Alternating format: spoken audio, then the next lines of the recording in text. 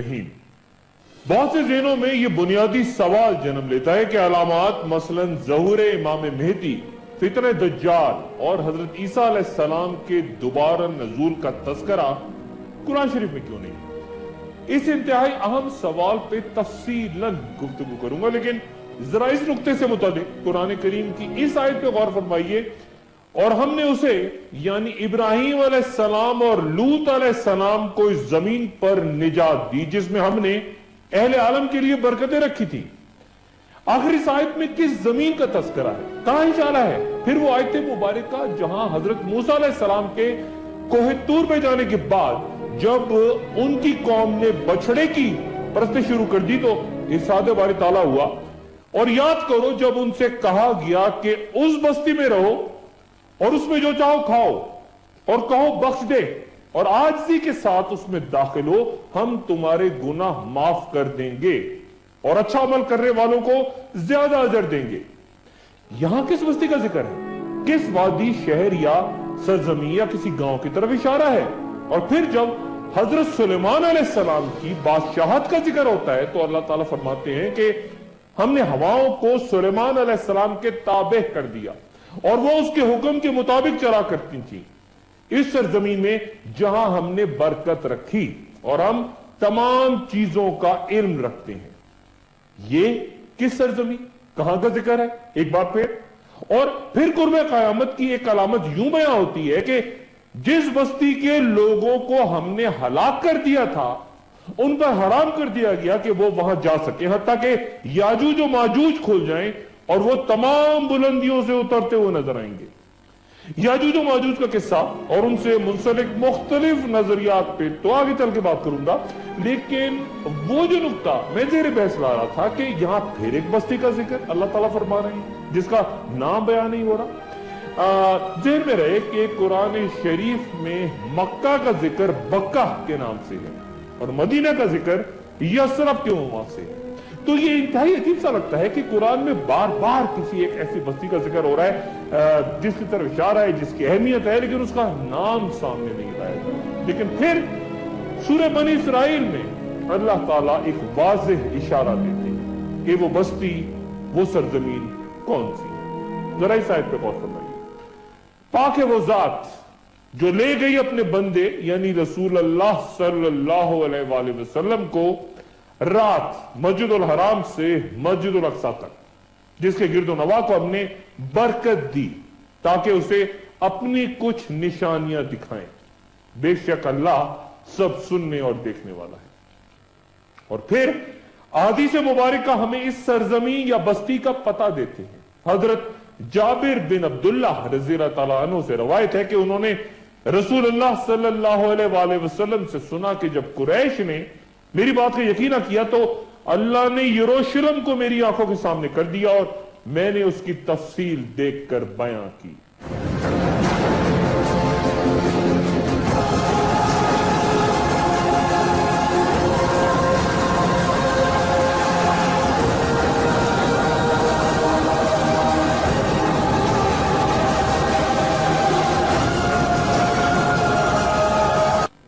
इन वाज़ेह इशारों के बावजूद एक अजब पुरस्कार सा मामला कि यरूशलेम का नाम कुरान शरीफ में नहीं है, जबकि कई अहम तरीन तारीखी वाकयात जिनका जिक्र और कयामत से मुतालिक अहम तरीन पेशगोइयां उसी शहर के बारे में। मक्का मुकरमा और मदीना मुनव्वरा के बाद यरूशलेम वाहिद शहर है जहां अल्लाह के किसी नबी की तामीर करदा मस्जिद मौजूद है, यानी मस्जिद अक्सा। कई उलमा के नजदीक चूंकि आखिरुज़्ज़मा तक एक अहम किरदार यरूशलेम को अदा कर रहे हैं, गालिबन इसीलिए उसे अल्लाह ताला ने एक मुकद्दस बादल से ढांपे रखा है। और इस शहर के बारे में आपको बहुत ज्यादा तफसील इस्लामी लिटरेचर में नहीं मिलती, लेकिन अब गालिबन वो वक्त, वो जमाना आ गया है कि तमाम बादल खुद ब खुद तेजी से हट रहे हैं और वो वाकयात यरूशलेम में ज़हूर पजीर होने जा रहे हैं जो फिर तमाम दुनिया को अपनी लपेट में ले लेंगे। मौजूदा दुनिया को समझने के लिए यरूशलेम को जानना लाजिम है और असर हाजिर या मुस्तकबिल की सूरत गरी नामुमकिन है अगर आप दुनिया की उस कलील यानी यरूशलेम को अच्छी तरह ना जानते। کیونکہ یہ شہر جو کہ مسلمانوں، عیسائیوں اور یہودیوں تینوں کے لیے عام ترین ہے، اس لیے یہ تاریخ کے اختتام اور وقت کے خاتمے کی طرف ایک انتہائی اہم کردار ادا کرے گا۔ یہ متضاد دعووں کا مرکز ہے۔ یہودیوں کو یقین ہے کہ یہ بستی ان کے مسیحا کی آمد کا مرکز ہے، جس کے بعد ان کے سنہرے دور کا آغاز ہوگا اور وہ وہیں سے ساری دنیا پر راج کریں گے۔ یہ عقیدہ عیسائیوں سے بالکل مختلف ہے، جن کا ایمان ہے کہ جب حضرت عیسیٰ علیہ السلام واپس آئیں گے تو یروشلم ہی وہ جگہ ہوگی جہاں سے وہ عیسائیوں کے تمام عقائد بشمول تثلیث اور صلیب کی تصدیق کریں گے، جبکہ مسلمانوں کا ایمان ہے کہ یروشلم کا مقدر تحریر ہے کہ وہ اسلام کے دین حق کو سچا ثابت کر کے عیسائیت اور یہودیت کی تکذیب کرے گا، کیونکہ تینوں ہی دعوے دار حضرت ابراہیم علیہ السلام سے وابستہ یا دین ابراہیم سے ہونے کے باوجود شدید ترین اختلافات بھی رکھتے ہیں، چنانچہ سچا صرف کوئی ایک ہی ہوگا۔ یروشلم کا ذکر نام کے ساتھ تو قرآن شریف میں کہیں نہیں، لیکن یہ آیت قرب قیامت کی نشانیوں کے تناظر میں ملاحظہ فرمائی ہے، جہاں اللہ تعالیٰ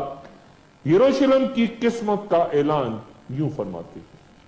جب آخری دور آئے گا تو یہودی ارض مقدس میں لائے جائیں گے جہاں سے انہیں نکالا گیا تھا۔ یہ وعدہ یہ تو پورا ہو چکا، یعنی یہودی پھر ارض مقدس قائم کر کے وہاں آباد ہو چکے، تو پھر اب کیا ہونا باقی ہے؟ یروشلم دنیا کے قدیم ترین شہروں میں سے ہے، جو اپنی 4000 سالہ تاریخ میں کم سے کم 2 مرتبہ مکمل طور پہ برباد ہوا۔ تاریخ اس پہ 52 حملے اور 44 بار مختلف قوموں کا قبضہ بیان کرتی ہے۔ یہ تل ابیب اور بحر روم یا ویرابیہ، جسے میڈیٹرینین سی بھی کہتے ہیں، اس سے کچھ 60 کلومیٹر مشرق میں، جبکہ بحر مردار یا ڈیڈ سی سے 33 کلومیٹر کے فاصلے پر جبل یہودا کے پہاڑوں میں گرا ہے۔ یہودیوں کے لیے یہ گزرے 3000 سالوں سے، عیسائیوں کے لیے 2000 اور مسلمانوں کے لیے 1400 سال سے مقدس اور اہم ترین 8 لاکھ آبادی کے ساتھ یہاں 64% یہودی، 32% مسلمان اور صرف 2% عیسائی رہتے ہیں۔ یہودیوں کے لیے یہاں 1204 عبادت خانے، عیسائیوں کے تقریباً 160 گرجا گھر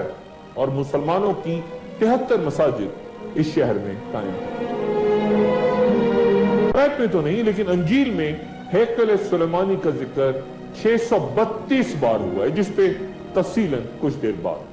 لیکن اس کی مغربی دیوار یعنی ہیکل سلیمانی کی مغربی دیوار آج یہودیوں کے لیے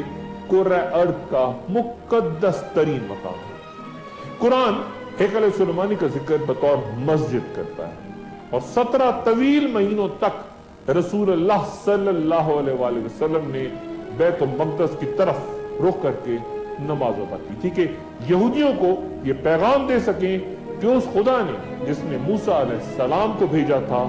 انہیں بھی یعنی رسول اللہ صلی اللہ علیہ وآلہ وسلم کو اپنا نبی بنا کے بھیجا۔ اور پھر قرآن نازل کرنے والا بھی وہی خدا ہے جس نے توریت بھیجی تھی۔ آخر الزماں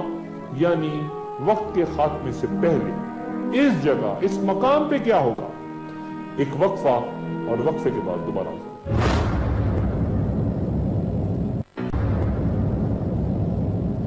گفتگو میں ایک بار پھر خوش آمدید۔ یروشلم کی اہمیت سمجھنے کے لیے ذرا پہلے حضرت ابراہیم علیہ السلام کے دور میں چلتے ہیں تاکہ ماضی کے جھروگوں سے کچھ حال اور کچھ مستقبل کو جان سکیں۔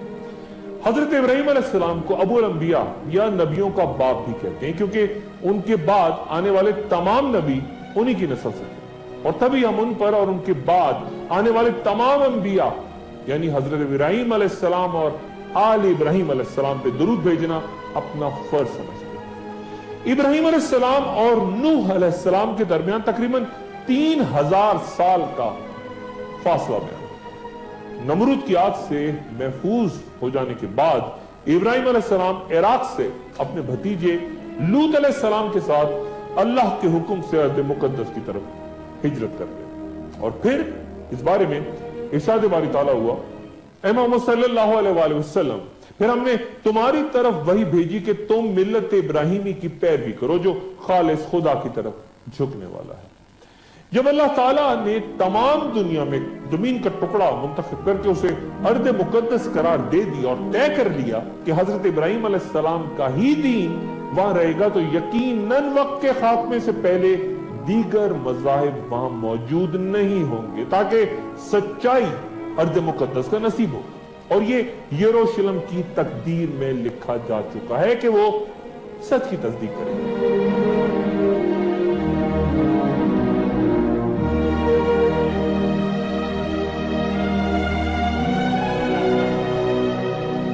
آج یروشلم کے در و دیوار کو دیکھ کے بہت سے ماہرین آثار قدیمہ شہر کے کھنڈرات میں دفن وہ عمارتیں تلاش کرتے ہیں جو بارہا اجڑنے کے باعث نظروں سے اجل ہو چکی ہیں، لیکن وہاں جانے والا ہر شخص ان کا تصور ضرور کرتا ہے۔ پہلی بار یہ شہر حضرت داؤد علیہ السلام کے دور میں تعمیر ہوا۔ اس کا نام مبارکہ قرآن میں 16 بار آیا، اور جو کہ پہلے پیغمبر ہیں حضرت داؤد علیہ السلام، جنہیں بنی اسرائیل کی بادشاہت بھی عطا ہوئی۔ حضرت داؤد علیہ السلام حضرت آدم علیہ السلام کے علاوہ وہ واحد پیغمبر بھی ہیں جنہیں قرآن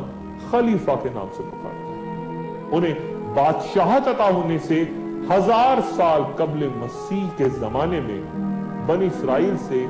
فلسطین کے اکثر علاقے چھینے جا چکے تھے۔ حضرت سموئیل علیہ السلام تب حکمران تھے لیکن بہت بوڑھے ہو چکے تھے، تو بنی اسرائیل نے دشمنوں کے مقابلے میں کسی بادشاہ کی دعا کی اللہ سے کہ ان کی مدد کرے۔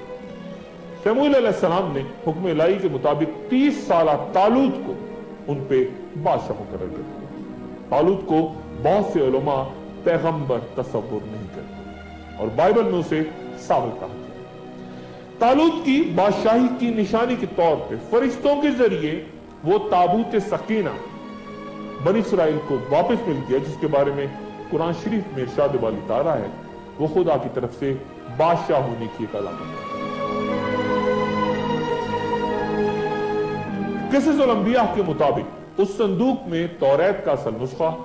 پتھر کی 2 تختیاں جو کہ حضرت موسیٰ علیہ السلام کو کوہ سینا پہ دی گئی تھی، حضرت موسیٰ علیہ السلام اور حضرت ہارون علیہ السلام کا عصا اور پیرہن، اور ایک برتن میں من و سلوہ محفوظ، تاکہ آنے والی نسلیں اللہ تعالیٰ کے اس احسان کو یاد رکھیں جو ان پر صحرا میں بھٹکنے کے دوران فرمایا گیا تھا۔ داؤد علیہ السلام نے ایک کم سن نوجوان کے طور پہ طالوت کے لشکر میں تب شمولیت اختیار کی جب دشمن فلسطینیوں کا پہلوان جالوت اسرائیلیوں کو مقابلے کی دعوت دے رہا تھا، اور کسی میں ہمت نہیں تھی تمام اسرائیلی لشکر میں کہ وہ اس کا سامنا کر سکے۔ اس موقع پہ حضرت داؤد علیہ السلام اس کے سامنے اترے اور اسے قتل کر دیا۔ اس بے مثال جرأت کے مظاہرے نے داؤد علیہ السلام کو بنی اسرائیل کی آنکھوں کا تارا بنا دیا، اور طالوت نے اپنی بیٹی حضرت داؤد علیہ السلام سے بیاہ کیا۔ پھر وہ کچھ عرصے بعد اسرائیلیوں کے حکمراں ہو گئے۔ اللہ تعالیٰ نے داؤد علیہ السلام کو نبوت سے بھی سرفراز فرمایا، اور پھر حضرت داؤد علیہ السلام نے یروشلم شہر کی بنیاد رکھی اور وہاں ایک عظیم الشان محل کی تعمیر شروع کی جہاں تابوت سکینہ کو محفوظ کیا جا سکے۔ لیکن اسرائیلیات کے مطابق حضرت داؤد علیہ السلام کو بتا دیا گیا تھا کہ محل ان کے بیٹے سلیمان علیہ السلام کے دور میں ہی مکمل ہو سکتا ہے۔ چنانچہ تعمیر تو جاری رہی، اور تکمیل چونکہ حضرت سلیمان علیہ السلام کے دور میں ہوئی، اس لیے اسے ہیکل سلیمانی یا کنگ سولومنز ٹیمپل یا فرسٹ ٹیمپل بھی کہتے ہیں۔ حضرت داؤد علیہ السلام نے بنی اسرائیل پہ 40 سال حکومت کی، اور پھر ان کے صاحبزادے حضرت سلیمان علیہ السلام نے، جن کی حکمرانی کا ایک منفرد امتیاز یہ تھا کہ حیوانات بھی ان کے تابع تھے، اور جن کا ذکر قرآن شریف میں 17 مقامات ہیں، اور جن کی سلطنت کے بارے میں قرآن کی یہ آیات کہ اے میرے پروردگار مجھے بخش دے اور مجھے ایسی حکمرانی عطا کر جو میرے بعد کسی کو بھی میسر نہ ہو، بے شک تو بہت عطا کرنے والا ہے۔ اسرائیلی روایات کے مطابق ہیکل سلیمانی کی تعمیر کو 7 سال ہے۔ ان کا یہ بھی عقیدہ ہے کہ ہیکل سلیمانی 410 سال تک اپنی جگہ پہ موجود رہا۔ حضرت سلیمان علیہ السلام کے بعد بنی اسرائیل آپس میں لڑ گئے اور نتیجتاً دو ریاستیں شمالی فلسطین میں سلطنت اسرائیل اور جنوبی فلسطین میں سلطنت یہود قائم ہو گئی۔ دونوں سلطنتوں میں شدید خونریزی کا آغاز ہوا اور پھر 7ویں صدی قبل مسیح میں حاشری فاتحین نے سلطنت اسرائیل کا خاتمہ کر دیا اور کچھ سال بعد یعنی 587 قبل مسیح میں بابل کے بادشاہ بخت نصر نے سلطنت یہود کی نیند سیدھ میں کر دی اور ہیکل سلیمانی کو اس طرح پیوند خاک کیا کہ اس کی ایک دیوار تک اپنی جگہ نہ کھڑی رہی۔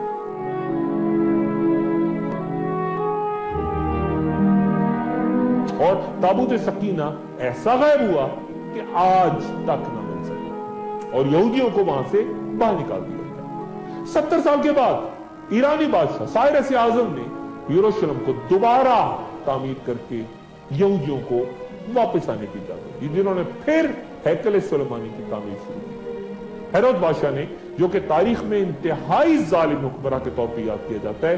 اس نے کئی یہودی مذہبی پیشواؤں کے علاوہ خود اپنے خاندان کو بھی مار ڈالا تھا۔ اس نے یہودیوں کو خوش کرنے کے لیے اور اپنی حمایت حاصل کرنے کے لیے دوبارہ ہیکل سلیمانی کو شاندار انداز میں تعمیر کیا اور یہودی مورخین کے مطابق یہ ہیکل سلیمانی کی دوسری تعمیر تھی، لیکن یہ بھی صرف 430 سال تک قائم رہ سکی اور اس دوران بھی وہ تابوت سکینہ جو بخت نصر کی تباہی کے دوران لاپتہ ہو گیا تھا وہ اس تمام عرصے بھی یہاں واپس نہ لائے جا سکے۔ یہ معبود بھی 70 عیسوی میں رومن حکمراں ٹائٹس کے ہاتھوں یروشلم کی تباہی کے ساتھ ہی پھر تباہ ہو گیا جب یہودیوں نے رومنز کے خلاف بغاوت کی ناکام کوشش کی۔ بیان ہوتا ہے کہ تقریباً 1.5 لاکھ یہودی اس دوران قتل ہو گئے اور ہزاروں کو پکڑ کے ایمفی تھیٹرز میں جنگلی جانوروں کے سامنے رومنز نے ڈال دیا اور کوئی یہودی یہ بتانے کے لیے بھی زندہ نہ بچا کہ ہیکل سلیمانی کہاں گرا۔ اکثر یہودی ماہرین آثار قدیمہ متفق ہیں کہ یہ موجودہ دیواری دریا حضرت سلیمان علیہ السلام کے ہیکل کی دیوار ہی نہیں بلکہ یہ دوسری بار جو ہیکل تعمیر ہوا اس ہیکل کے آثار ہیں جنہیں بعد میں رومنز نے برباد کر دیا، لیکن وہ تابوت سکینہ آج تک نہ مل سکا جو پہلے ہیکل کی تباہی کے وقت غائب ہوا۔ کچھ یہودیوں کا خیال ہے کہ وہ اردن کے جبل نیبو کے غاروں میں کہیں گم ہے جس کا ذکر انجیل میں بھی ہے اور کہا جاتا ہے کہ حضرت موسیٰ علیہ السلام کی تدفین بھی کہیں انہی پہاڑوں پہ ہوئی تھی۔ کچھ مورخین کے نزدیک تابوت سکینہ ایتھوپیا کے ایک چرچ میں اور ایسے ہی متضاد دعوے برطانیہ، روم اور فرانس کے مختلف حصوں کے بارے میں بات کرتے ہیں۔ دوسرے ہیکل کی مکمل تباہی کے بعد جب وہاں عیسائی حکمراں ہیکل کی حکومت قائم تھی تو رسول اللہ صلی اللہ علیہ وآلہ وسلم کی عرب میں ولادت ہوئی۔ اس دوران وہ یہودی جو یروشلم کی تباہی کے بعد جگہ جگہ اپنی بستیاں آباد کر کے قبائل کی شکل اختیار کر چکے تھے، اکثر وہ عرب میں مقامی بدوؤں اور قریش سے اپنے ان رشتوں کا ذکر کرتے رہتے جو کہ حضرت ابراہیم علیہ السلام کی اولادوں کے درمیان تھا۔ یہاں یہ تذکرہ لازم کہ یہودی حضرت ابراہیم علیہ السلام اور حضرت سارہ کی نسل جبکہ قریش حضرت ابراہیم علیہ السلام اور حضرت ہاجرہ کی اولاد۔ حضرت اسماعیل علیہ السلام حضرت ابراہیم علیہ السلام اور حضرت ہاجرہ کے پہلے بیٹے تھے جنہیں حکم الہی کے مطابق ابراہیم علیہ السلام سرزمین مکہ ان کی والدہ ہاجرہ کے ساتھ چھوڑا، وہیں زمزم کا چشمہ جاری ہوا، وہیں حکم الہی کے تحت اسماعیل علیہ السلام کی جگہ دمبا ذبح ہوا اور وہیں بنو جہرم آباد ہوا جہاں حضرت اسماعیل علیہ السلام کی شادی ہوئی۔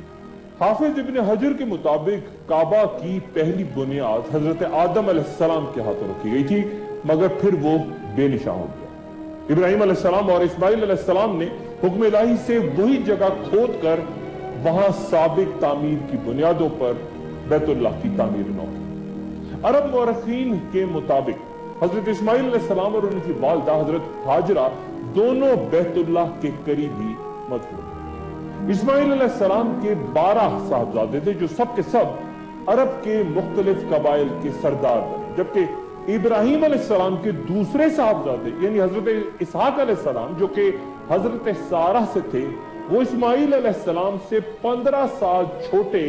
اور تب پیدا ہوئے جب ابراہیم علیہ السلام کی عمر 100 برس تھی۔ انگلش میں انہیں آئزک کہا جاتا ہے۔ اور ان کی قبر بھی جبران کے غار میں اپنے والد ابراہیم علیہ السلام کے ساتھ ہی بیان ہوتی ہے۔ اسحاق علیہ السلام کے دونوں بیٹوں یعنی عیسو اور یعقوب علیہ السلام کے درمیان تعلقات مثالی نہیں تھے، اس لیے چند روایات کے مطابق عیسو اپنے تایا یعنی اسماعیل علیہ السلام کے پاس مکہ چلے گئے، جبکہ یعقوب علیہ السلام جن کا عبرانی میں نام اسرائیل ہے، ان کی نسل سے بنی اسرائیل میں ہی بہت سے انبیاء مثلا یوسف علیہ السلام، موسیٰ علیہ السلام، یحییٰ علیہ السلام اور حضرت عیسیٰ علیہ السلام سمیت بہت سے دیگر یہ تمام پیغمبر بنی اسرائیل سے ہی تھے۔ بنی اسرائیل یعنی یعقوب علیہ السلام کی اولاد۔ یعقوب علیہ السلام کی قبر نبل شہر کے نزدیک بیان ہوتی ہے، جہاں ایک پہاڑ کے بارے میں یہودیوں کا ایمان ہے کہ اس پہ حضرت ابراہیم علیہ السلام نے اپنے بیٹے اسحاق علیہ السلام کو ذبح کرنے کے لیے پیش کیا۔ یہ دلچسپ بات ہے کہ جس طرح مسلمانوں کا ایمان ہے کہ ابراہیم علیہ السلام کے صاحبزادے اسماعیل علیہ السلام ذبیح اللہ ہیں جنہیں ابراہیم علیہ السلام نے قربانی کے لیے پیش کیا تھا، یہودی یہ عقیدہ ابراہیم علیہ السلام کے دوسرے صاحبزادے اسحاق علیہ السلام کے لیے رکھتے ہیں، بلکہ نعوذ باللہ یہودیوں نے تو اپنی کتاب توریت میں یہاں تک داخل کر لیا ہے کہ حضرت ہاجرہ ابراہیم علیہ السلام کی بیوی نہیں کنیز تھی، نعوذ باللہ۔ اور ایسا یہودیوں نے صرف کسی ایک پیغمبر کے ساتھ نہیں کیا، وہ کسی کو سولی تک لے گئے، کسی کا سر قلم کر دیا، اور جب ہزاروں سال بعد وہ ارض مقدس سے نکالے جا چکے تھے، ہیرود بادشاہ کا تعمیر کردہ تابوت سکینہ کے بغیر والا ہیکل بھی مسمار ہو چکا تھا، تو یہی وہ وقت ہے جب حضرت عمر فاروق رضی اللہ تعالیٰ عنہ یروشلم میں داخل ہوتے ہیں۔ ایک وقت اور وقفے کے بعد دوبارہ حاضر۔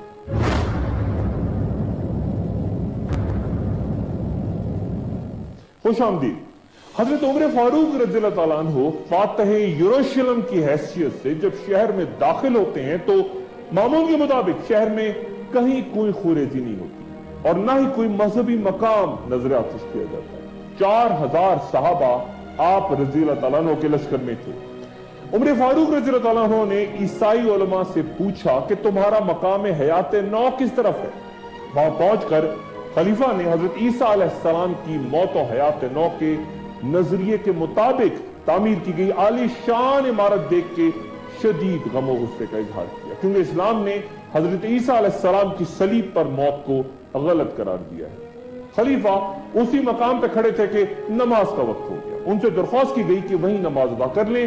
لیکن آپ نے فرمایا کہ اگر میں نے یہاں آج نماز پڑھ لی تو پھر مسلمان گرجے پہ قبضہ کر لیں گے اور اسی بنیاد پہ اسے مسجد بنا لیں گے کہ یہاں خلیفہ نے نماز پڑھی۔ پھر آپ نے فرمان جاری کیا کہ یہاں کوئی مسجد تعمیر نہیں ہوگی۔ پھر حضرت عمر رضی اللہ تعالیٰ عنہ وہاں پہنچے جہاں کبھی یہودیوں کا ہیکل سلیمانی تھا اور یہ دیکھ کر حیران رہ گئے کہ عیسائی وہاں کوڑا کرکٹ پھینکا گیا۔ عمر فاروق رضی اللہ تعالیٰ عنہ نے دونوں ہاتھوں سے کوڑے کا ڈھیر اپنی جھولی میں اٹھایا اور شہر کی دیواروں سے باہر پھینکنے لگے، جس پہ دیگر صحابہ کرام نے بھی ان کی تکلیف کی۔ خلیفہ نے علم اسرائیلیات کے ایک ماہر کو طلب کیا اور اس کے سامنے قرآن شریف کی 17ویں اور 18ویں سورتیں تلاوت فرمائیں، جن میں حضرت داؤد علیہ السلام، حضرت سلیمان علیہ السلام اور ہیکل سلیمانی کے واقعات تھے۔ پھر انہوں نے یہودی علماء سے پوچھا کہ وہ اس بہترین مقام کا چناؤ کریں جہاں مسلمان نماز ادا کر سکیں۔ یہودیوں نے شمال کی جانب ایک پہاڑ کی طرف اشارہ کیا، لیکن ان کی تجویز خلیفہ نے دلیل کے ساتھ مسترد کر دی کہ اگر مسلمانوں نے وہاں نماز پڑھی تو مکہ کے ساتھ ساتھ ان کا رخ یہودیوں کے مقدس مقامات کی طرف بھی ہو جائے گا۔ اور پھر عمر فاروق رضی اللہ تعالیٰ عنہ نے ہیرود بادشاہ کی شاہی بالکنی کی جگہ کا انتخاب کرتے ہوئے وہاں سادہ لکڑی سے ایک عمارت تعمیر کی تاکہ رخ صرف کعبہ کی طرف ہے۔ یہ مسجد اقصیٰ ہے۔ پہلی اذان کے لیے حضرت بلال حبشی رضی اللہ تعالیٰ عنہ سے درخواست کی گئی، جو کہ اپنے آقا و مولا رسول اللہ صلی اللہ علیہ وآلہ وسلم کے بعد سے اذان دینا چھوڑ چکے تھے، لیکن حضرت عمر فاروق کے اصرار اور صحابہ کرام کی درخواست پر وہاں پہلی اذان بلال حبشی رضی اللہ تعالیٰ عنہ اور پھر سب نے خلیفہ کے پیچھے نماز پڑھی۔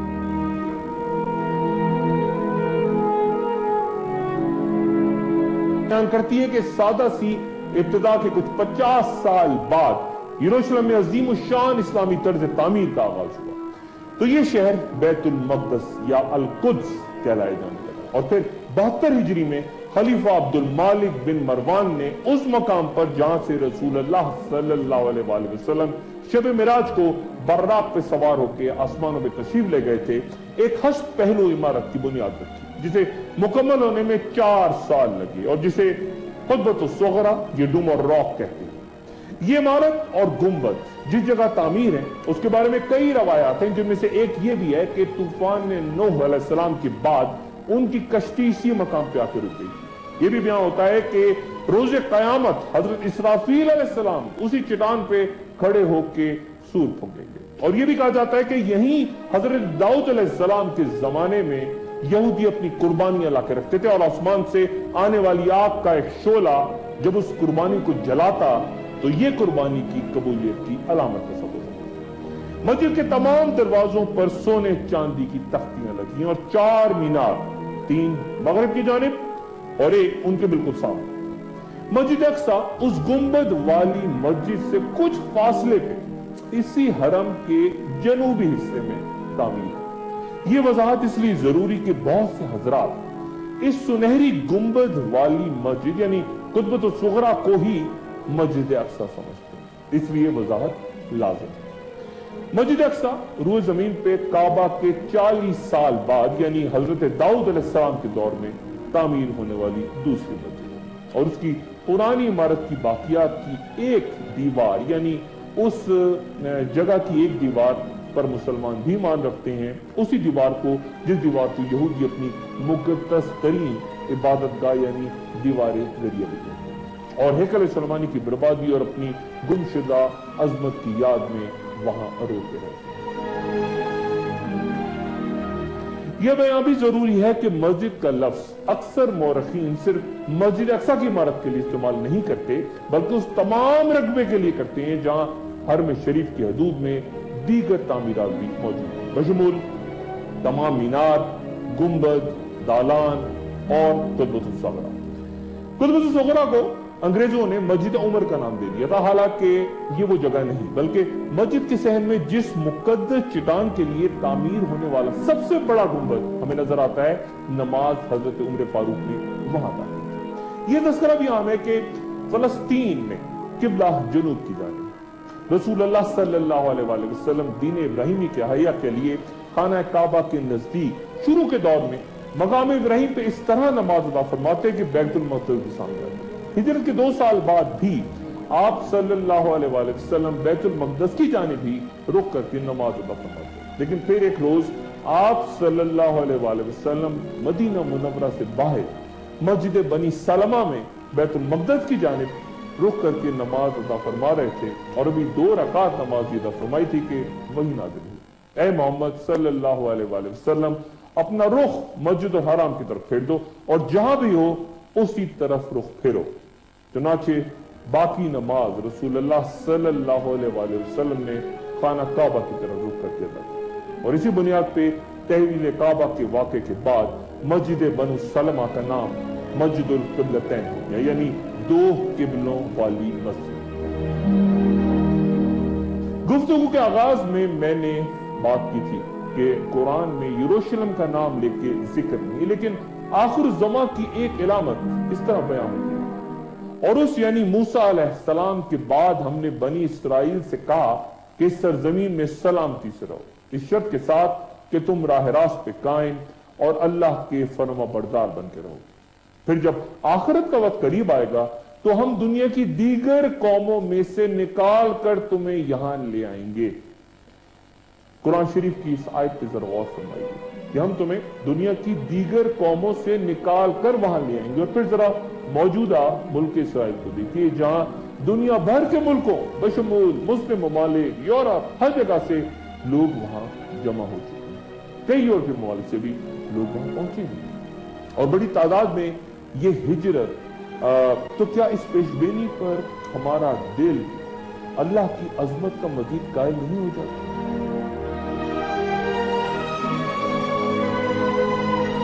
1981 में हॉलीवुड के मारूफ अदाकार हैरिसन फोर्ड, हदायतकार स्टीवन स्पिलबर्ग की film readers of the lost arc में इंडियाना जोन्स के उस किरदार में हमारे सामने आए थे جو ان جرمن نازیوں کے خلاف لڑتا ہے جو تابوت سکینہ کو ہٹلر تک لے جانا چاہتا ہے۔ کی شاندار کامیابی کے بعد 3 مزید فلمیں، Indiana Jones and the temple of doom, Indiana Jones and the last crusade اور پھر Indiana Jones and the kingdom of crystal skull, ان تمام فلموں کی دنیا بھر میں پذیرائی اس بات کا ثبوت ہے کہ یہ موضوع نہ صرف مسلمانوں بلکہ ہم سے کہیں زیادہ یہودیوں اور عیسائیوں کے لیے اہمیت رکھتا ہے۔ مسجد اقصیٰ کی شہادت اور اس مقام پہ ہیکل سلیمانی کی تعمیر کے لیے مکمل طور پہ تیار ہے، لیکن تعمیر کا آغاز کرنے کے لیے انہیں خدا کی طرف سے ایک اشارے کا انتظار ہے۔ وہ اشارہ ایک سرخ گائے کی شکل میں ہوگا جسے وہ ذبح کر کے جلائیں گے اور اس کی راکھ سے اسرائیل کے عوام کو پاک کیا جائے گا، جس کے بعد یہودیوں کو یقین ہے کہ ہیکل سلیمانی میں کوئی بھی ناپاک داخل نہیں ہو سکے گا۔ اسرائیلیات کے مطابق اس گائے کو پیدائش کے 3 سال بعد ہیکل کی تطہیر کے لیے لایا جائے گا۔ آثار قدیمہ کی تلاش کے نام پہ اس وقت مسجد اقصیٰ اور قبۃ الصغریٰ دونوں کے نیچے وسیع و عریض سرنگیں کھودی جا چکی ہیں اور یہ کام کئی دہائیوں سے انتہائی منظم انداز میں جاری ہے اور نتیجتاً دونوں مقدس عمارتیں اس وقت کھوکھلی بنیادوں پر کھڑی ہیں۔ اس طرح کے معمولی سی ارتعاش یا زلزلہ انہیں زمین بوس کر سکتا ہے۔ اسرائیلی حکومت کا کہنا ہے کہ سرنگیں کھودے جانے کا مقصد ہیکل سلیمانی کی باقیات کی تلاش ہے، یعنی مسجد اقصیٰ کی شہادت۔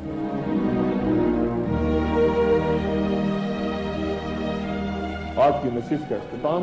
رسول اللہ صلی اللہ علیہ وآلہ وسلم کی اس دعا پہ انتہائی غور کی درخواست کے ساتھ کر رہا ہوں جس کا آئندہ بھی گفتگو جاری رہے گی کہ حضرت عبداللہ ابن عمر رضی اللہ تعالیٰ عنہ سے روایت ہے کہ رسول اللہ صلی اللہ علیہ وآلہ وسلم نے فرمایا کہ یا اللہ ہمارے شام پہ رحم فرما اور ہمارے یمن پہ رحم فرما۔ لوگوں نے پوچھا اور ہمارے نجد پر؟ تو رسول اللہ صلی اللہ علیہ وآلہ وسلم نے پھر فرمایا کہ یا اللہ ہمارے شام اور ہمارے یمن پہ رحم فرما۔ لوگوں نے پھر نجد کا پوچھا تو آپ صلی اللہ علیہ وآلہ وسلم نے فرمایا کہ وہاں زلزلے اور تباہیاں رونما ہوں گی اور وہیں سے شیطان اپنا سر نکالے گا۔ آخر زمان یعنی اینڈ آف ٹائمز کا وہ دور جہاں سانحے، خوریزی اور جنگی وہ منظر نامے جن کے بارے میں سب کچھ تفصیلاً قرآن و حدیث میں بیان ہو چکا۔ اگلی نشست میں اپنا دوست اور رشتہ داروں گرد و نواح کے لوگوں کا سب کا خیال رکھیے گا۔ اللہ حافظ۔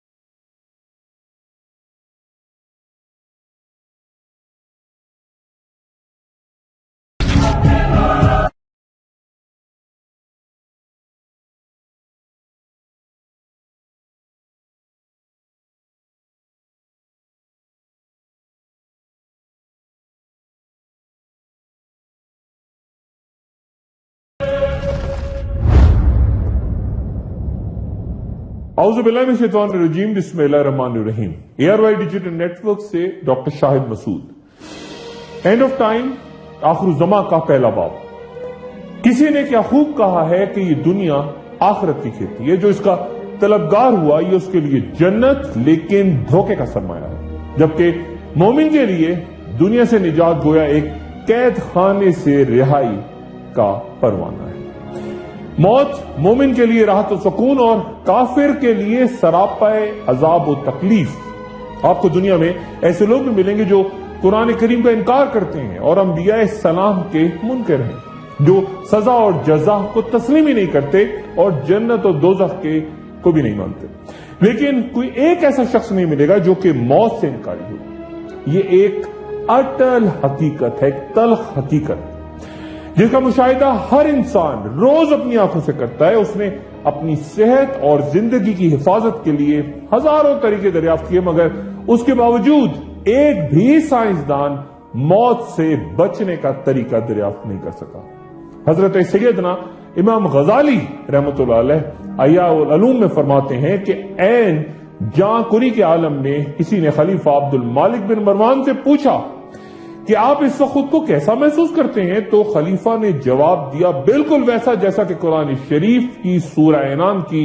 آیت 95 میں اللہ تعالیٰ ارشاد فرماتے ہیں، اور بے شک تم ہمارے پاس اکیلے آئے جیسا کہ ہم نے تمہیں پہلی بار پیدا کیا تھا، اور پیٹ پیچھے چھوڑ آئے جو مال و متاع ہم نے تمہیں دیا تھا۔ خواہ کوئی غربت میں یحییٰ علیہ السلام ہو یا خاموشی میں زکریا علیہ السلام، خوبصورتی میں یوسف علیہ السلام ہو یا درازی عمر میں نوح علیہ السلام، عدل و انصاف میں نوشیر و عادل ہو یا عشق میں مجنو، ذہانت میں سکرات و بکرات ہو یا سیاحت میں ابن بطوطہ یا البیرونی، رعونت میں نمرود ہو یا فتوحات میں سکندر اعظم، حکمرانی میں جلال الدین اکبر ہو یا غداری میں میر جعفر، سب کے لیے سورہ آل عمران کی آیت نمبر 158 کے ہر جان کو موت چکھنی ہے۔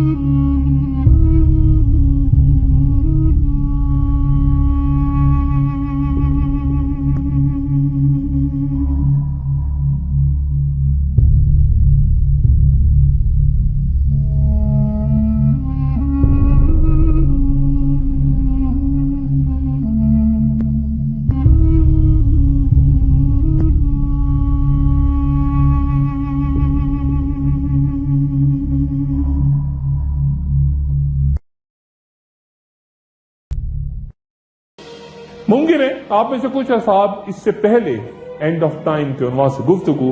ٹی وی یا ڈی وی ڈیز پہ دیکھ اور سن چکے ہوں۔ دنیا بھر سے ہزاروں سوالات اس کے بعد موصول ہوتے رہے اور آج تک ہوا کرتے ہیں، اور وہ سب کچھ جو میں نے تب بیان کیا، وہ واقعات و نشانیاں کس حد تک پوری ہو چکی اور جو کچھ ہمارے ارد گرد آج کل ہو رہا ہے، خصوصاً مشرق وسطیٰ میں یا پھر افغانستان، یورپ، مشرق بعید، وسطی ایشیا میں، کیا مذہب ان کی توجیحات پیش کرتا ہے؟ اور کیا آخری دور کی نشانیوں سے اس دور ابتلا کا کوئی تعلق بنتا ہے؟ کیا امام مہدی علیہ السلام تشریف لا چکے ہیں یا پھر ان کو ظہور ہو چکا ہے؟ اگر نہیں تو یہ کب تک ممکن ہے؟ کیا دجال آ چکا اور کہیں موجود ہے، یا موجودہ افراتفری اور قتل و غارت آخری دور کی وہ جنگیں ہیں جن کا حوالہ مستند احادیث میں موجود ہے؟ اسی جنگی دور میں جہاں T V, radio, internet, social media کے بعد اب پوسٹ انٹرنیٹ یعنی انٹرنیٹ کے بعد کی دنیا پہ سائنسداں غور کر رہے ہیں کہ سائنس اس تیزی سے ترقی کے مناظر طے کرتی جا رہی ہے کہ چند سال بعد غالب امکان ہے کہ وہ ہزاروں طریقے جس کے ذریعے دنیا بھر سے ہر لمحے کی خبر ہم تک پہنچتی ہے مختلف انداز اختیار کر چکے ہوں گے، اور آج سے کہیں زیادہ درست اور غلط کے درمیان تفریق کرنا مشکل تر ہو جائے گا۔ مستقبل کے زیر ابلاغ کیا روپ لیتے ہیں اسے چھوڑیے، کہ آج بھی ہم تک تواتر سے یہ خبریں آتی رہتی ہیں کہ فلاں شخص امام مہدی ہونے کا دعویٰ کر رہا ہے، یا کسی پسماندہ سے علاقے میں پیدا ہوئے ایک معذور عجیب الخلقت بچے کو دجال قرار دے دیا لوگوں نے، یا پھر یہ بحث کہ دجال کوئی ایک شخص نہیں بلکہ ایک پورا شیطانی نظام ہے جو کہ معیشت سے لے کر اقدار تک، سماجی روایات تک، ہم سب کو اس معاشرے کو اپنے شکنجے میں لے چکا ہے، اور امریکہ یا کوئی اور طاقت اس نظام کے پیچھے ہے۔ اور یہ بھی کہ چین کی ابھرتی ہوئی معیشت یا وہاں بنتی اشیاء جو کہ ہر طرف بازاروں میں غلبہ پا چکی ہیں، انہیں دیکھ کے بہت سے لوگ یاجوج ماجوج قرار دیتے ہیں۔ اپنے ارد گرد مختلف محفلوں میں ان لوگوں کے جو کہ ستاروں کے علم یا ہاتھوں کی لکیروں سے مستقبل جاننے کے طریقوں پہ شدید تنقید کرتے ہیں اور پھر اپنے آپ کو انتہائی تعلیم یافتہ بھی قرار دیتے ہیں۔ ذرا ان لوگوں کو غور سے دیکھیے، دلی دل میں وہ اپنے مستقبل کے بارے میں جاننے کو بےتاب رہتے ہیں۔ میری بات سے لاکھ اختلاف کیجئے، لیکن یہ قدرتی سا عمل ہے کہ انسان مستقبل کا حال جاننے کو بے چین رہتا ہے، اور یہ جانتے ہوئے کہ جلد یا بدیر اس نے لازماً مرنا ہے، جوتشیوں یا نجومیوں کو اپنے ہاتھ کی لکیریں دکھا دکھا کر یا پھر ذائقے بنوا کر اپنی موت کا وقت معلوم کرتا رہتا ہے، یا پھر ان لوگوں سے ملیے جنہیں خود اپنے اگلے سانس کا علم نہیں ہوتا، مختلف کہانیاں سن کر ناچنا یا پھر مایوسیوں میں غرق ہو جانا، یہی اس قسم کے لوگوں کا روٹین ہوتا ہے جو کہ سنتے ہیں، دیکھتے ہیں، انکار کرتے ہیں، پھر خاموشی سے جاتے ہیں۔ ہر قسم کے لوگ آپ کو ملیں گے۔ جب میں نے اینڈ آف ٹائم کے عنوان سے کئی سال پہلے پروگرام پیش کیے،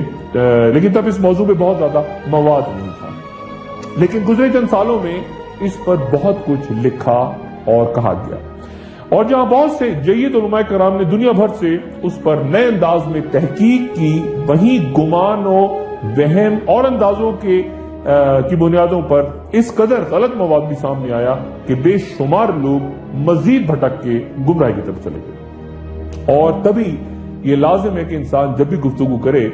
یا سنے تو صرف ایک نقطہ ذہن میں رکھے کہ جس طرح موت زندگی کی حقیقت ہے، اسی طرح آخرت بھی دراصل اس دنیا کی حقیقت ہے، اور یہ بھی کہ اگر یوم آخرت نہ ہونے یا سزا و جزا کا تصور ہی نہ ہو تو پھر کیا یہ سارا کارخانہ ہستی صرف اس لیے تشکیل دیا گیا کہ 4 دن کھیل کود کرو، کھاؤ پیو اور پھر سب کچھ ختم؟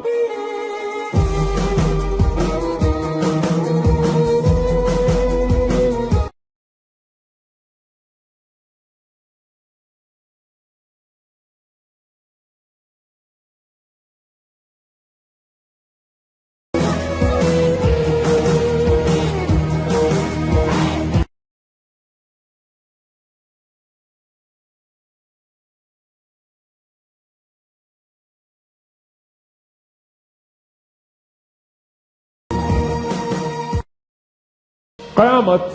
عربی زبان کا لفظ ہے اور لغت میں اس کے معنی ہے کھڑا کرنا، یعنی مردوں کو قبر سے کھڑا کرنا یا دوبارہ زندگی کی طرف لوٹانا۔ لیکن یہ کب آئے گی؟ ہزاروں سال کی طرح آج بھی انسان اس سوال کا جواب ڈھونڈتا ہے، اور تبھی اللہ تعالیٰ سورہ اعراف کی آیت 187 میں فرماتے ہیں کہ لوگ تجھ سے یعنی رسول اللہ صلی اللہ علیہ وآلہ وسلم سے پوچھتے ہیں کہ اس کے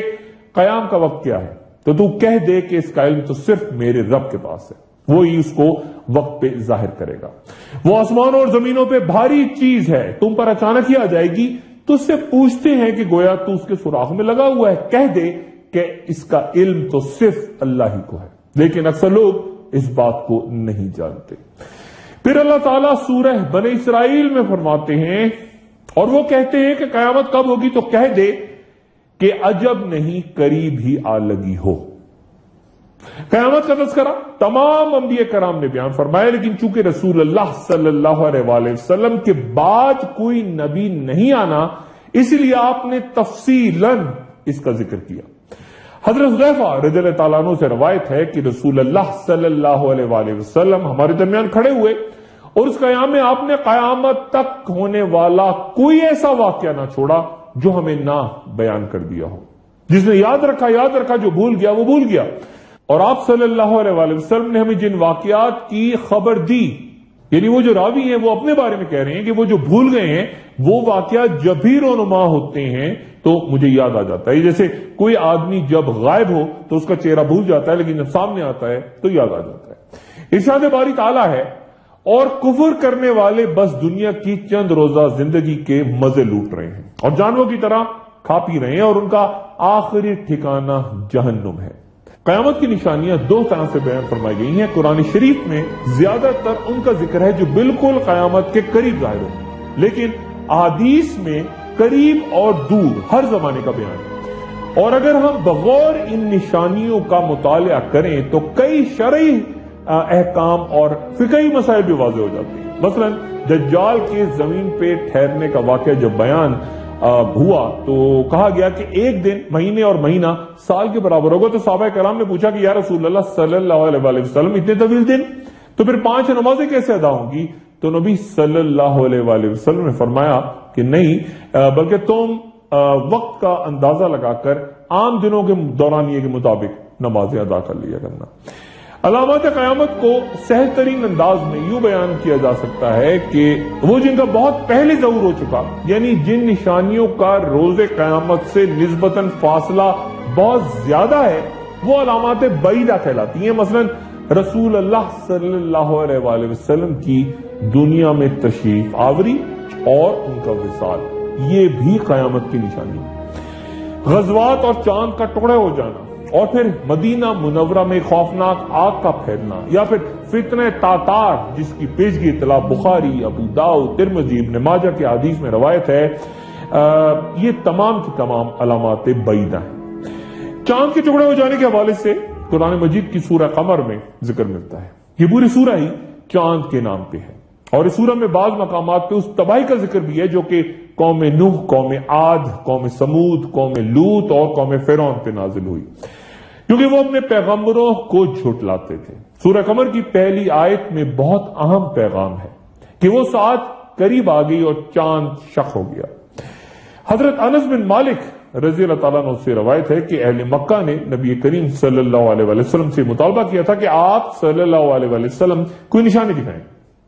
تو آپ صلی اللہ علیہ وسلم نے انہیں شق القمر کا موضوع دکھایا۔ لفظ شق کے عربی میں کئی معنی ہیں، زیادہ تر تفاسیر قرآن میں اس کے معنی ٹکڑے ہونا لکھا ہے، یعنی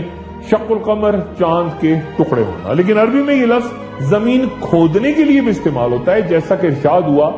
بے شک ہم نے ہی برسایا پانی فراوانی سے، پھر پھاڑا ہم نے زمین کو عجیب طریقے سے، پھر اگائے ہم نے اس میں غلے اور انگور اور ترکاریاں اور زیتون اور کھجوریں۔ ایک وقفہ اور وقفے کے بعد گفتگو جاری رہے گی۔ گفتگو میں ایک بار پھر خوش آمدید۔ علامات بعیدہ میں سے ایک وہ واقعات جو رونما ہو چکے ہیں، ان میں مدینہ کی وہ آگ جس کی خبر بخاری اور مسلم میں دی گئی۔ بخاری کے مطابق حضرت ابو ہریرہ رضی اللہ تعالیٰ عنہ سے روایت ہے کہ قیامت نہیں آئے گی یہاں تک کہ سرزمین حجاز سے ایک آگ نکلے گی اور اس سے بصرہ میں اونٹوں کی گردنیں روشن ہو جائیں گی۔ اس حدیث میں بصرہ کا ذکر ہے، عراق کے شہر بصرہ کا نام۔ یہ بصرہ مدینہ منورہ اور دمشق کے درمیان ملک شام کا ایک مشہور شہر ہے جس کا دمشق سے فاصلہ کچھ 48 میل کے لگ بھگ ہے، اور یہ وہ مقام ہے جہاں بحیرہ نامی عیسائی راہب نے رسول اللہ صلی اللہ علیہ وآلہ وسلم کے نبی ہونے کی پیشگوئی کی تھی۔ اس شہر کو بصر الحریر بھی کہتے ہیں، اور انجیل میں اس قدیم آبادی کا ذکر بوسر کے نام سے ہے۔ بہت کم لوگ شاید اس حقیقت سے واقف ہوں کہ وہ مقام جہاں عیسائی راہب نے پیشگوئی کی تھی آج بھی موجود ہے۔ بہت کم لوگ وہاں جاتے ہیں اور اس ویرانے میں ایک 4 دیواری کے اندر ایک درخت اس مقام پہ، اس جگہ پہ موجود ہے۔ علماء کا اتفاق ہے کہ حدیث مبارک میں جس آگ کا ذکر ہوا وہ 6 جمادی الثانی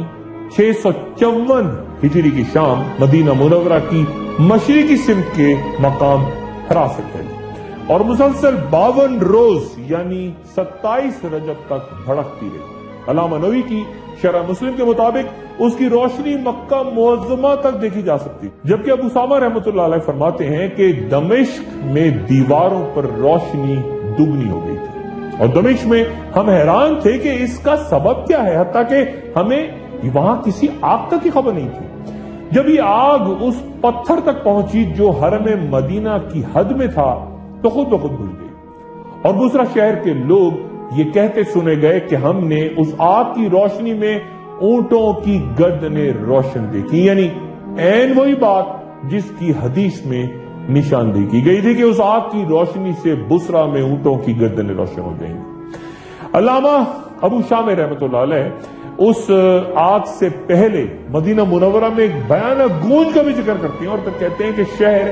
ایک ایسے زلزلے سے لرز اٹھا تھا کہ زمین و دیوار اور چھتیں مدینہ منورہ میں 3 روز تک کانپتی رہیں،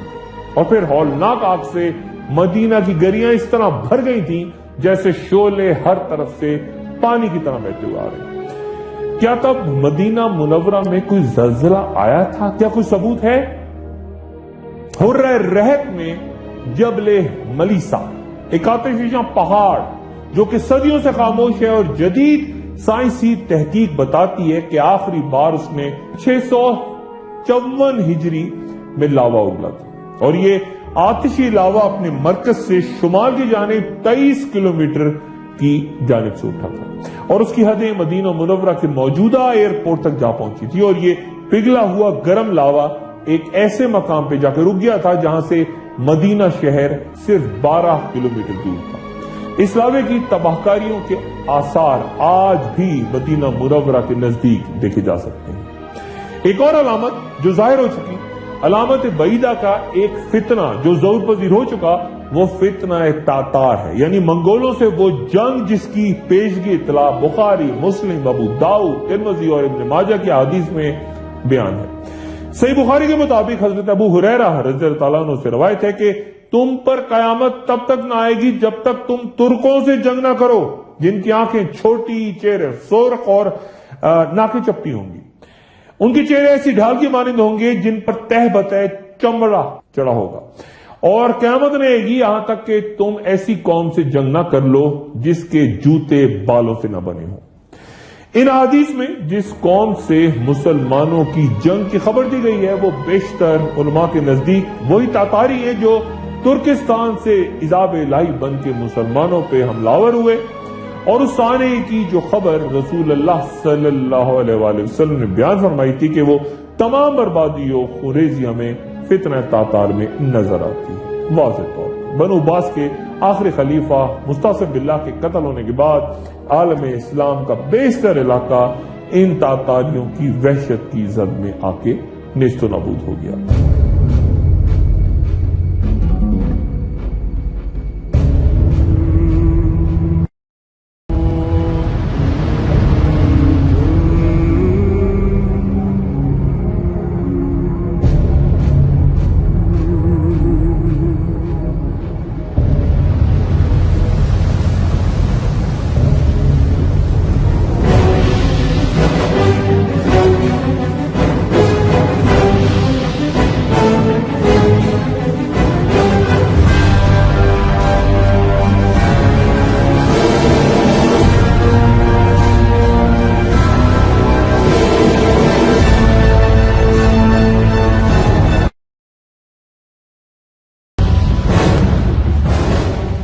لیکن پھر حکمت الہی کا تقاضا یہ تھا کہ یہ قوم خود اسلام قبول کر کے امت اسلامیہ کا حصہ بن جائے۔ شارح مسلم علامہ نووی رحمت اللہ علیہ نے تاتاریوں کا یہ دور اپنی آنکھوں سے دیکھا ہے، اور وہ اس حدیث مبارکہ کے بارے میں فرماتے ہیں کہ حملہ آور قوم چھوٹی آنکھوں، چپٹی ناکوں اور ایسی ڈھال جیسے چہروں کے ساتھ بغداد پہ حملہ آور ہوئی تھی کہ بالوں کے جوتے انہوں نے پہن رکھے تھے، اور یہ عین رسول اللہ صلی اللہ علیہ وآلہ وسلم کی پیشگوئی کے مطابق تھا۔ لیکن پھر جامعہ ازہر کے پروفیسر امین جمال اس تشریح سے اختلاف کرتے ہیں اور کہتے ہیں کہ یہ واقعہ یعنی ترکوں سے جنگ ابھی نہیں ہوئی، اور کئی دیگر علماء کا بھی یہی کہنا ہے کہ ترکستان اور اس کے نواحی علاقوں کے لوگوں سے جس جنگ کا ذکر ہے اس کے بارے میں واضح نہیں کہ وہ خروج دجال سے پہلے ہوگی، اس کے دوران یا اس کے بعد۔ یہاں یہ تذکرہ بھی دلچسپ ہوگا کہ بعض عرب مورخین کے نزدیک اصل ترکوں کے 22 قبیلوں میں سے 21 کو حضرت ذوالقرنین نے ایک دیوار تعمیر کر کے اس کے پیچھے بند کر دیا تھا، اور معروف کتاب مرکت المفاتیح کے مطابق جو ایک قبیلہ دیوار کی اس طرف رہ گیا تھا وہ آج کے ترک ہے۔ یاد رہے کہ اس قوم سے ایک جہاد حضرت قتیبہ بن مسلم رضی اللہ تعالیٰ عنہ کی قیادت میں تب ہوا تھا جب بخارا، آذربائیجان اور سمرقند وغیرہ فتح ہوئے تھے، اور اب یہ علاقے دوبارہ سوویت یونین سے آزاد ہو کے وسطی ایشیا کی ریاستوں کی شکل لے چکے ہیں۔ اس حدیث کی تشریح کرتے ہوئے بہت احتیاط کی ضرورت ہے، کیونکہ یہاں عرب و عجم کی تفریق کو بھی سامنے رکھنا ضروری ہے، خصوصاً مختلف مورخین کا اپنا پس منظر، اس لیے کہ کئی اکابرین نے تو عباسی خلافت کے دوران ہی تاتاریوں کے ہاتھوں خاتمے کو اس دور میں یاجوج و ماجوج کی الغار قرار دے دیا تھا، کیونکہ وہ بھی مشرق ہی سے آئے تھے۔ عباسی دور میں ترکوں کو غلام بنانے کا بڑا شوق تھا، بڑا رواج تھا۔ نو مسلم ترک تیزی سے ترقی کرتے گئے، اور جب انہوں نے دیکھا کہ سب سے بڑی اسلامی فوج تو ہم ہی ہیں، تو یہ جو تاریخ میں اکثر ہم عربی کا لفظ سنتے ہیں مملوک، اس کا مطلب ہی سفید غلام ہے، اور ہم ان سفید ترک غلاموں کو برے صغیر میں خاندان غلامہ کے نام سے بھی یاد کرتے ہیں۔ ان ترکوں نے عربوں کی جگہ لے لی، یہ جو غلام تھے، اور پھر حکومت کی ابتدا انہوں نے ترک سپہ سالار قطب الدین ایبک کی صورت میں کی، اور پھر التمش، غیاث الدین بلبن اور رضیہ السلطانہ، یہ سب مملوک تھے۔ ایک وقفہ اور اس کے بعد اس اہم اور حساس موضوع پہ گفتگو جاری رہے گی۔ گفتگو میں ایک بار پھر خوش آمدید۔ یہ عرب و عجم تفریق اور اس کی تاریخ جو آج بھی ہمارا تعاقب کر رہی ہے، اس کا ذکر بعد میں، لیکن اس مرحلے میں ذرا اس حدیث مبارکہ کا ذکر جہاں بخاری و مسلم میں ایک دعوت دیتی دو جماعتوں کے درمیان جنگ کا ذکر ہے۔ شارح حدیث ابن حجر اور دیگر علماء کی اکثریت اس بات کو متفق ہے کہ یہاں اس جنگ صفین کا ذکر ہے جو حضرت علی کرم اللہ وجہہ اور حضرت امیر معاویہ رضی اللہ عنہ کے درمیان صفین کے مقام پہ ہوئی، جو کہ دریائے فرات کے کنارے 37 ہجری یا 657 عیسوی میں برپا ہوئی، اور جسے مسلمانوں کی پہلی خانہ جنگی یا فتنہ بھی کہا جاتا ہے۔ صفین کا علاقہ اب ملک شام کا وہ علاقہ ہے جسے الرقہ کہتے ہیں، اور یہ نام آج کل بہت زیادہ آپ سنتے ہوں گے کہ آج بھی وہاں مذہب کے نام پہ ایک دوسرے کے گلے کاٹے جا رہے ہیں۔ الرقہ کے علاقے میں جنگ صفین سے پہلے دونوں فوجیں 100 دن تک آمنے سامنے کھڑی بات چیت کرتی رہی، اور پھر بربادی کا آغاز ہو گیا۔ مورخ یعقوبی بیان کرتے ہیں کہ 1,00,000 مسلمان اس جنگ میں شہید ہوئے، اور ایک نئے گروہ نے یہاں جنم لیا جو ابتدا میں القرہ اور پھر خوارج کہلایا۔ آگے گفتگو میں خوارج پہ تفصیلی بات کروں گا، لیکن یہ بھی کہ کن لوگوں کو خوارج کہتے ہیں، دوسرے کون سے لوگ ایسے ہیں جو واقع خوارج ہیں، اور ایسا کون سا طبقہ ہے جو خود اپنے آپ کو خوارج کہلانے میں فخر محسوس کرتا ہے، کوئی اس کی چاٹ نہیں ہوتی۔ بیشتر علماء جنگ صفین اور صحابہ کرام کے درمیان قریظی کو بحث سے دور رکھنے کا مشورہ دیتے ہیں کہ مسلمانوں کے درمیان کوئی نفاق نہ پھیلے۔ ہم جس دور میں رہتے ہیں، ارد گرد وہ نشانیاں اب ظاہر ہو رہی ہیں جنہیں علامات متوسطہ، یعنی وہ نشانیاں اس دور میں جسے ہم دیکھ رہے ہیں، آہستہ آہستہ ہمارے سامنے رونما ہوتے یہ واقعات ہمیں اس زمانے کی طرف مقررہ وقت کی رفتار کے ساتھ لے جا رہے ہیں جہاں پہ علامات کبریٰ تیزی سے ظاہر ہوں گی، اور پھر اس کے بعد چونکہ کئی واقعات یعنی ظہور امام مہدی، حضرت عیسیٰ علیہ السلام کی دوبارہ تشریف آوری، آخری جنگیں، قریظی، یہ سب کچھ چونکہ گزرے اور موجودہ دور سے کسی نہ کسی انداز میں مربوط ہیں، اس لیے انہیں سمجھنے کے لیے ہمیں کبھی ماضی کا سفر، کبھی زمان حال کا جائزہ، اور کبھی مستقبل کی طرف جانا ہوگا آنے والی گفتگو میں۔ گویا تاریخ بھی گویا تسبیح کے دانوں کی طرح ایک دوسرے سے جڑی، اور پھر ہر دانہ دوسرے دانے کے بگڑنے کے ساتھ چل پڑتا ہے، اور جو کچھ 1400 سال پہلے رسول اللہ صلی اللہ علیہ وسلم نے فرمایا تھا اس پہ غور فرمائیے اور اپنے ارد گرد دیکھیے تو عقل دنگ رہ جائے گی۔ مثلا صحیح مسلم میں حضرت عمر بن خطاب رضی اللہ عنہ سے روایت ہے کہ آپ صلی اللہ علیہ وسلم نے فرمایا کہ لونڈی اپنی مالکن کو جنم دے گی، اور یہ کہ تو دیکھے گا کہ برہنہ پا، ننگ دھڑنگ محتاج بکریاں چرانے والے اونچی عمارتیں تعمیر کریں گے۔ اس حدیث کے پہلے حصے کے بارے میں چند علماء کا کہنا ہے کہ یہاں بعد میں ہونے والی اسلامی فتوحات کی جانب اشارہ ہے، جن میں کثرت سے لونڈیاں جنگی قیدی بنا کے لائی گئی تھی، اور پھر لونڈیوں نے ظاہر ہے بچوں کو جنم دیا، انہیں حرم میں رکھنے کا رواج ہوا، اور پھر ان کنیزوں نے جو کردار ادا کیا، اسلامی تاریخ ان محلاتی سازشوں سے بھری پڑی ہے۔ جبکہ کچھ علماء کا اصرار ہے کہ اس حدیث میں نافرمان اولاد کی جانب اشارہ ہے کہ بیٹی اپنی ماں سے یوں پیش آئے گی جیسے ماں اس کے غلام ہو۔ تشریح اس حدیث کی جس طرح بھی ہو، دو مختلف نقطۂ نظر رکھتے علماء کے دونوں ہی واقعات واضح طور پہ ہمارے سامنے آ چکے ہیں۔ پھر حدیث کے دوسرے حصے پہ نظر ڈالیے تو دبئی سے لے کے جدہ اور مصر سے لے کے اردن تک مقابلہ کس بات پہ ہوتا ہے آج کل؟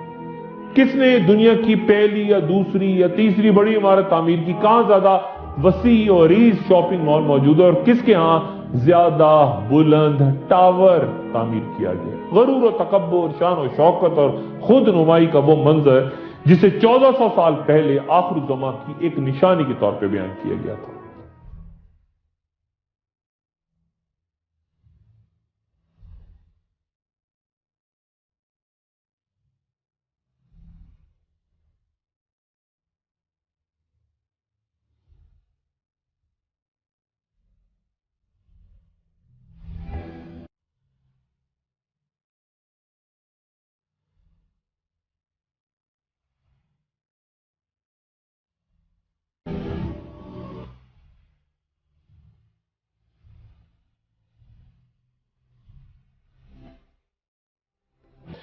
پھر ایک اور روایت کہ جب آپ دیکھیں کہ ننگے پاؤں چلنے والے اور بے بس فقیر لوگوں کے سردار بن جائیں تو یہ قیامت کی نشانیوں میں سے ہے۔ آپ صلی اللہ علیہ وآلہ وسلم سے پوچھا گیا کہ یا رسول اللہ صلی اللہ علیہ وآلہ وسلم یہ بھوکے فقیر کون ہیں؟ تو آپ صلی اللہ علیہ وآلہ وسلم نے فرمایا عرب۔ آج مشرق وسطیٰ کے حالات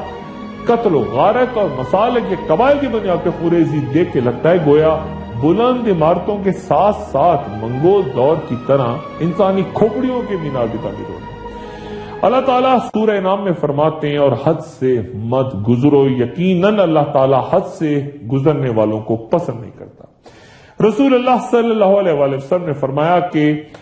قیامت اس وقت تک قائم نہیں ہوگی یہاں تک کہ لوگ ایسے گھر تعمیر کرنے لگیں جنہیں کپڑوں کی طرح خوبصورت بنائیں گے۔ اسی حدیث کو ایک اور مقام پہ یوں بیان کیا گیا ہے کہ آخری زمانے میں لوگ بہت سی مساجد تعمیر کر کے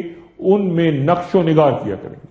مسجد تعمیر کرنے والا اپنی مسجد کی تعمیر پہ فخر کیا کرے گا اور پھر ان مساجد میں لوگوں کے دل عبادت سے ہٹ کے زیادہ عمارت کے حسن میں گم ہو جایا کریں گے۔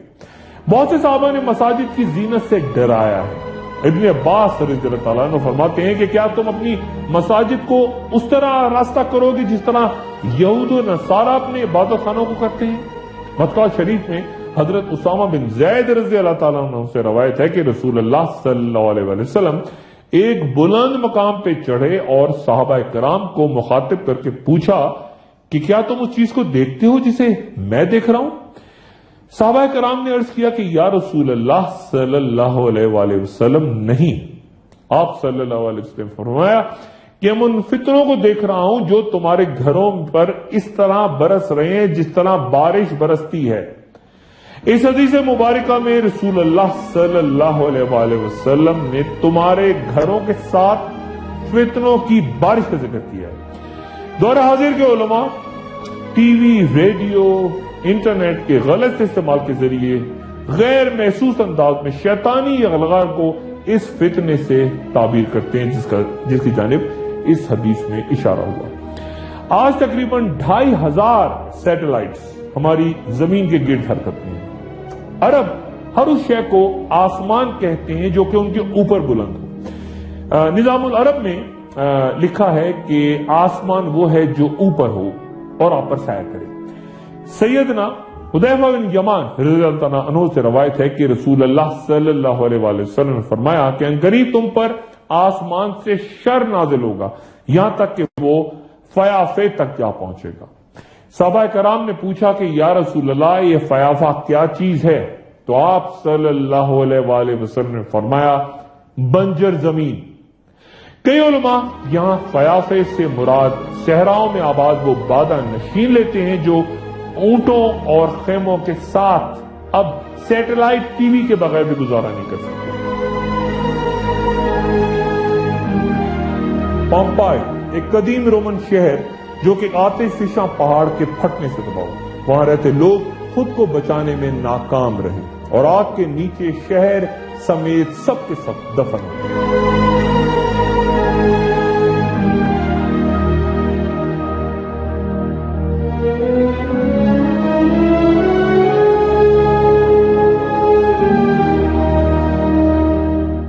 1599 ईस्वी में एक किसान ने कुआं खोदने के लिए उस इलाके में खुदाई शुरू की तो गोया हैरत ने उसे जकड़ के रख लिया। एक पूरा शहर इस तरह जमीन से निकल आया कि एक भट्टी में फफूंदी लगी रोटी तक अपनी जगह मौजूद थी, जो तबाही के वक्त तैयार की जा रही थी। एक शानदार शहर जहां एक मसरूफ बंदरगाह तक मौजूद थी, 2 थिएटर्स, खेल कूद का वसी मैदान, मार्केटें, गर्म और सर्द गुसल खाने, शानदार सरकारी इमारतें और कम से कम 90 मुसाफिर खाने और होटल। ये शहर सदियों तक कायम रहता अगर एक मोहलक तरीन आतिश फिशा पहाड़ के साए तले आबाद न होता। जब राख और पत्थर खौलते लावे के साथ शहर पे गिरे तो लगभग 20,000 बाशिंदों में से कई ने समंदर की तरफ फरार की कोशिश की, लेकिन वो रास्ते भी बंद हो चुके थे और ये तबाही फिर 18 घंटे तक जारी रही। जब सब कुछ ठंडा हुआ तो कोई सबूत ही नहीं था कि यहां कभी कोई बस्ती भी आबाद हुआ करती थी। ये 1,500 साल जमीन के नीचे दफन रहने के बाद अब गुजरे 250 साल से हर साल तकरीबन 25 लाख सयाहों को अपना मेजबान बनाता है। ये वीरान लोग यहां तफरी के लिए भी आते हैं और शायद उनमें से कुछ इबरत हासिल करने लिए। गलियां, मकान, दीवारों पे आवेजान तस्वीर और जो शख्स जहां जहां जिस हालत में था उसी हालत में रह गया।